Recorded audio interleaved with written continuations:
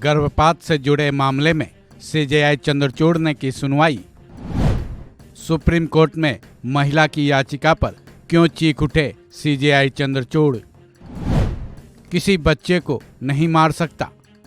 Supreme court में 26 हफ्ते के गर्भ को गिराने की महिला की याचिका पर आज सुनवाई हुई। बुधवार को सीजेआई चंद्रचूड़ ने इस सुनवाई के लिए मंजूरी दी थी। इस सुनवाई की धुरी यह है कि किसी भी तरह बच्चे को बचा लिया जाए और महिला को भी कोई परेशानी न हो।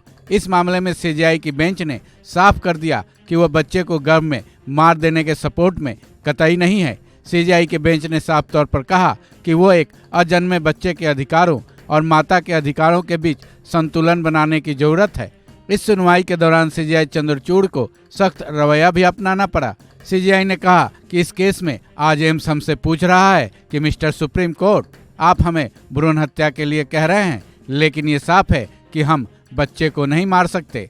सीजेआई चंद्रचूड़ की बेंच ने आगे कहा कि भले ही ये महिला की डिलीवरी के अधिकार का केस है, जो कि भारत के संविधान की धारा 21 के तहत सबसे ऊपर होना चाहिए, लेकिन ठीक उसी तरह हमारा ये भी कहना है कि हमें एक अजन्मे बच्चे के अधिकारों का भी ख्याल रखना होगा, जिसकी वजह यह है कि कोई भी बच्चे का पक्ष लेकर कोर्ट में हाजिर नहीं हो रहा है।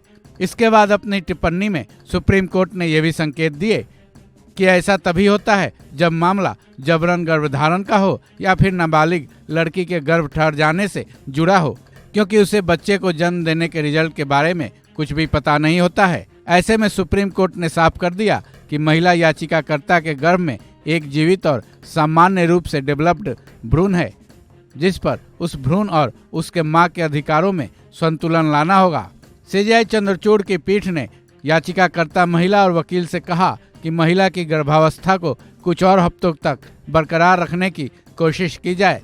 वहीं सर्वोच्च न्यायालय ने याचिकाकर्ता के वकील से पूछा भी कि क्या आप चाहती हैं कि हम एम्स के डॉक्टर्स को ये कहें कि एक जिंदा भ्रूण की धड़कन को रोक दिया जाए।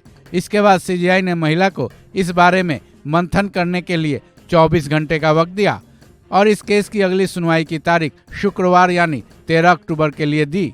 बता दें, एक महिला ने 26 हफ्ते के अपने भ्रूण के गर्भपात कराने के लिए सुप्रीम कोर्ट में याचिका डाली थी, जिस पर सुप्रीम कोर्ट के ही एक बेंच ने गर्भपात कराने की इजाज़त दे दी थी। लेकिन जब एम्स के डॉक्टर्स ने सीजेआई चंद्रचूड़ की बेंच में इसकी सुनवाई की अर्जी डाली तो उनके वकील की दलीलों से सहमत होकर बुधवार को सीजेआई की बेंच सुनवाई करने के लिए राजी हो गई थी। इस खबर में बस इतना ही। बाकी अपडेट्स के लिए जुड़े रहें वन इंडिया हिंदी के साथ।